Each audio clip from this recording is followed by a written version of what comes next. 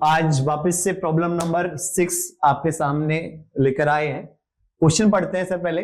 A uniform thin hook of mass capital M and radius capital R rest on a horizontal surface, जैसा diagram में दिखा रखा है।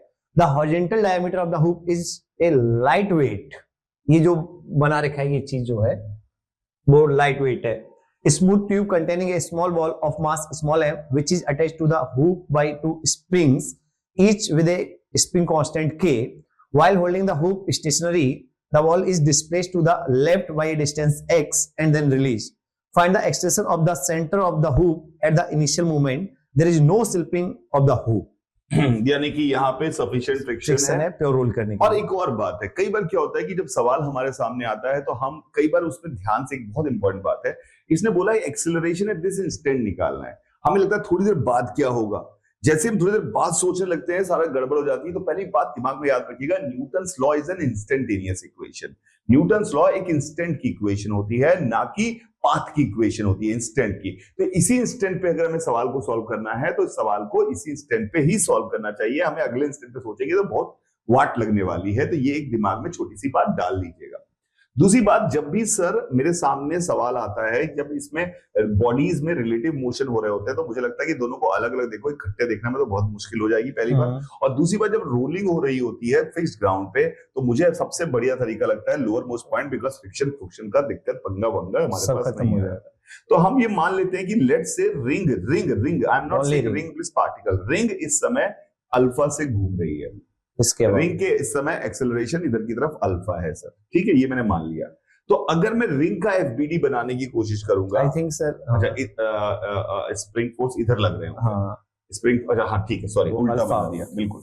तो वो अपने आप आ जाता है, साथ आ जाता है। तो ये मैंने अल्फा इधर मान लिया, पर दिस इज एब्सोल्युटली करेक्ट। तो अगर मैं रिंग के ऊपर फोर्स देखूं, सिर्फ रिंग के ऊपर, तो रिंग के ऊपर सर ये पहले ब्लॉक बीच में था तो खींच के छोड़ा गया है, तो स्प्रिंग ये इलोंगेटेड हो गई है, कंप्रेस्ड हो गई। कंप्रेस्ड स्प्रिंग हमेशा पुश बैक करती है, इलोंगेटेड स्प्रिंग पुल बैक करती है। तो इसका मतलब है इस पॉइंट पर यहाँ पर kx का लेफ्ट साइड इधर लग रहा होगा, पुल कर रहा होगा, यहाँ पे ये पुश कर रहा होगा, तो ये kx इधर लग रहा होगा सर, और साथ में ये ब्लॉक यहाँ पर है, तो ये यहाँ पे एक नॉर्मल लगा रहा होगा सर।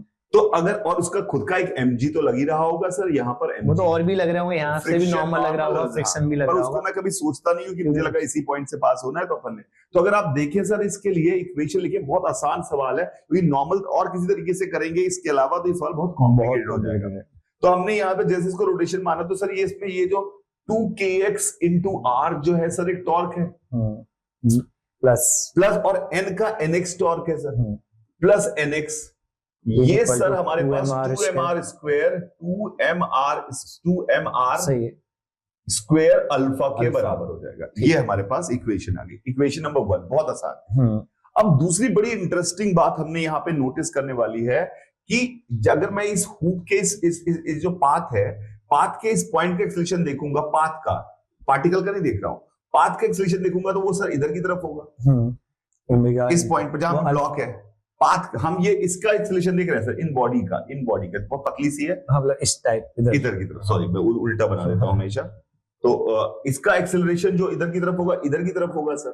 तो हमारे इस ब्लॉक का एक्सेलरेशन हॉरिजॉन्टल में भी हो सकता है, वर्टिकल में भी हो सकता है, लेकिन वर्टिकल में दोनों के एक्सेलरेशन बराबर होने चाहिए, क्योंकि दोनों को कंस्ट्रेंट है सर, नॉर्मल कांटेक्ट रहना है, तो दोनों कांटेक्ट रहना है, तो वर्टिकल में एक्सेलरेशन बराबर होना चाहिए। तो इसका जो ये एक्सेलरेशन है, इस एक्सेलरेशन का, इसका कलर चेंज करता हूं, एक्सेलरेशन का, इसका जो ये एक्सेलरेशन है सर, इसका जो वर्टिकल कंपोनेंट होगा, किसका, हुक का, वही पार्टिकल का भी वर्टिकल एक्सेलरेशन होगा। हाँ, बहुत बढ़िया। तो इसका मतलब है, इसका अगर वर्टिकल कंपोनेंट निकाले तो हमें ये पता है, ये अगर डिस्टेंस को r बोलूंगा, ये डिस्टेंस को, ये एंगल को अल्फा बोलूंगा सर मैं, तो इसका एक्सेलरेशन इधर की तरफ r अल्फा होगा, स्मॉल r अल्फा, और इसका जो वर्टिकल कंपोनेंट निकालना है, यानी कि ये जो हमें एंगल अल्फा है सर, तो r अल्फा कॉस अल्फा होगा sir, R alpha cos alpha होगा, और आर अल्फा कॉस अल्फा जो हमारे पास होगा, R cos alpha is nothing but sir, sorry इसमें ये अल्फा है, तो ये 90 माइनस, ये अल्फा है, ये सॉरी ये 90 माइनस अल्फा है, सॉरी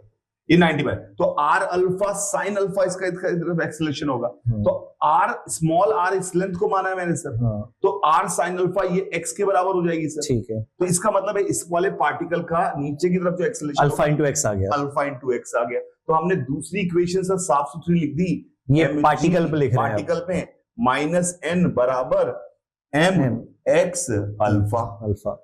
अब सर x तो हमें दिया ही हुआ है, नॉर्मली बसर थी वहां पे, नॉर्मल हमने वहां पे डाल दिया, तो हमारे पास इक्वेशन आ गई 2kxr प्लस नॉर्मल की वैल्यू लिख सकता हूं सर मैं mg minus mx alpha into x बराबर 2m capital R square alpha. ठीक है, इस इक्वेशन से हम सब निकाल सकते हैं अल्फा की वैल्यू।